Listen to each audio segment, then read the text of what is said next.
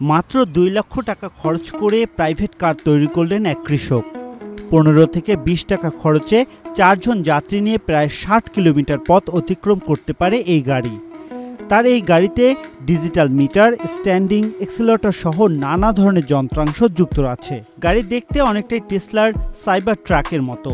পেশায় কৃষক হলেও শখের বশে এমন এক ৪ চাকার গাড়ি বানিয়ে তাক লাগালেন যশোরের আব্দুর রউফ। ৩ মাসের অক্লান্ত পরিশ্রমে গাড়িটি তৈরি করেছেন বলে জানান তিনি। এতে খুশি স্থানীয়রা। মাসে মাত্র ৪৫০ টাকা খরচ করে গ্রামের অলিগলি সহ বিভিন্ন রাস্তায় ঘুরে বেড়ান আব্দুর রউফ।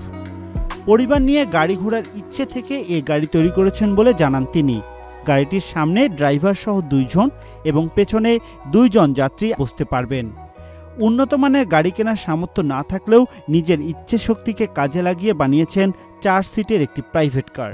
কৃষিকাজ করে ও কিছু টাকা জমিয়ে প্রতিদিনে কিনে আনেন গাড়ি তৈরির বিভিন্ন যন্ত্রাংশ।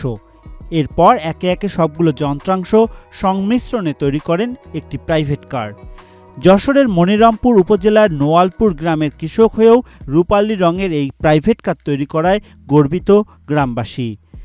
আব্দুর রউফের স্বপ্নের এই গাড়িতে চড়তে প্রতিদিনই ছুটে আসছেন নানা বয়সী মানুষ। ভবিষ্যতে গাড়ির সোলার সিস্টেম করার পরিকল্পনা রয়েছে বলে জানান এই কৃষক। তবে বাণিজ্যিকভাবে এই গাড়ি তৈরি করতে খরচ হবে প্রায় ২,২০,০০০ টাকা।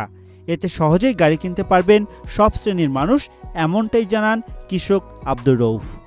রাকিবুল আমিন, আপডেট টিভি।